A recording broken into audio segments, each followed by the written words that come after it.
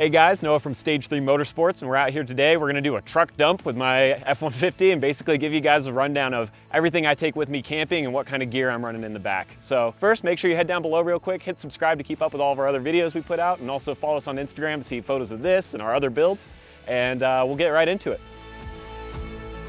So right off the bat, looking at the back of my truck, you can tell that it's definitely purpose-built for overlanding, and I go camping all the time, and so I wanted something that was really focused in on that. So I've got my Free Spirit Recreation tent, got an RCI rack, and then on the sides I have it set up with basically a Smitty-built high-lift jack on that end, and then I threw a shovel and an axe on the other side just to give me some different recovery options and stuff that I can use while I'm camping, because obviously a shovel and an axe can be used for making a fire or whatever else, not just vehicle recovery. But that's all good stuff to have, and this is all stuff we sell too. We'll have links down below if you want to get more details on the tent and the rack and those products. So I've got a couple things lined up here, but one of the first items, it's kind of a new one to my kit, is these Arb Sport Chairs.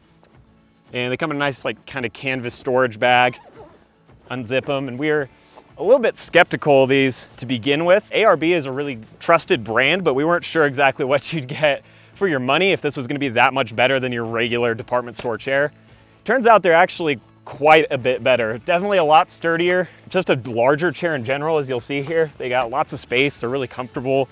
It's got little pouches on the side and like a separate cup holder. So turns out that these things are actually pretty good deal. So we've got two of these Arb chairs in here. Me and a buddy to use. Okay, next thing is the K2 cooler.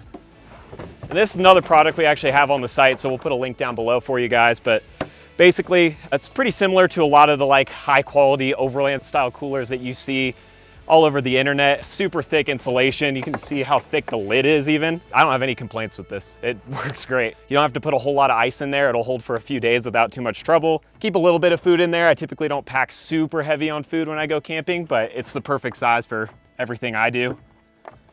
This one, I believe, yeah, it's the 30 quart model, so it's a good mid-size cooler. After that, this is sort of my general camping tub, and I put a lot of different things in here, so we'll try and kind of blast through this real quick to give you guys an idea. But one of the things we got is this pretty awesome Kicker Bullfrog speaker. Maybe up for debate whether or not you like music while you're camping or you just want to listen to the sounds of nature. I like both, but if I'm going to listen to music, this is a really good way to do it. Thing's super tough. It's water resistant, Bluetooth, has like auxiliary line in, all that stuff. So definitely a nice product to have if you want to play music or even podcasts. I do that fairly often while I'm camping. Couple crucial things: Pop-Tarts, powdered coffees. Everything I keep in here food-wise is usually stuff that's just dry, not really perishable. I always keep a cup of noodles on hand. That's just me. Especially if I'm running out on a camping trip where I don't really have any time to pack or prep. It's nice to know that I've got some sort of food just sitting in here that's ready to go. And I filter it out over time as I eat it. Bring new stuff in. There's a few granola bars too, just in case. I've got a little pot for cooking. Shout out to Rachel Ray. And on top of that, in here we have a little single burner gas stove. Coleman stove, runs on butane. A few other things is an extra thermal blanket. That's for really cold nights. First aid kit. If you guys don't carry one of these, you really should be carrying one. That's like super handy. Hopefully you never have to use it, but should you have to, well worth having. So I always keep that loaded. I've got a hatchet. I do the majority of my firewood work, I should say, with this hatchet. I have that big axe on the side that I can use too, but a lot of the small stuff breaks up really easy with that. So always good to have on hand. A couple of matches and a little magnesium stick in there for fire starting. And lighting wise, I have a few LED lights, some magnetic mounts, which these magnetic mount lights are excellent if you have an RCI rack, because they stick up in there and you can light up the whole bed. Really, really convenient. And then just a standard flashlight. So those usually kind of float around. They'll either end up in the tub or in the cab or in the tent with me wherever I need them. Another camp tip, pro tip right here: baby wipes. Some of you guys might already be on the baby wipe train.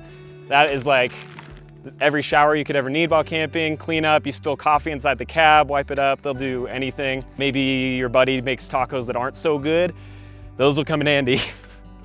I've got this little Yeti koozie that I use for drinks at times, which is nice. Another lighter that usually sits with the fire stuff. And then just a few little things here. Obviously toilet paper, I always keep a roll with me, and paper towels. That's more for like food and cooking. And then I've got my little bag of silverware in there, some nice cheap IKEA silverware that cleans up easy and does the job. and then a blue tarp. It's just handy to keep a tarp with you all the time. So that kind of sums up what's in my all-around camping tub. I've got a few other things I'll crawl in here and grab for you guys. So another product that we have here, this kind of moves around between trucks, but this is our Right Line gear bag, and we just have that filled up with some recovery gear. We actually have an additional tent right here. It's all weatherproof, super durable, so we have no issues just tossing it in the back of trucks because it'll hold up to rainwater and dirt and mud and all that. So it lives in the bed pretty well. Once again, we'll have another link for you guys down below so you can check that out. I really like those bags. Okay, then here, have my little orange toolbox. It's nothing too crazy. I could definitely do with an upgrade, but I keep just general tools in here, sets of sockets, wrenches, some electrical stuff, whatever I might need for a quick repair on the trail, I try to keep in there. This tub back here is actually just another extra tent and a sleeping bag, so that's for one of the other guys that's gonna be out here with me camping, but I'll usually have an extra tub of stuff just in case. I also have this little griddle that we tucked in here. You know, you can prop it up on some rocks and cook over the fire, do it a little bit more old-fashioned than using my little butane stove. All right, and way back here,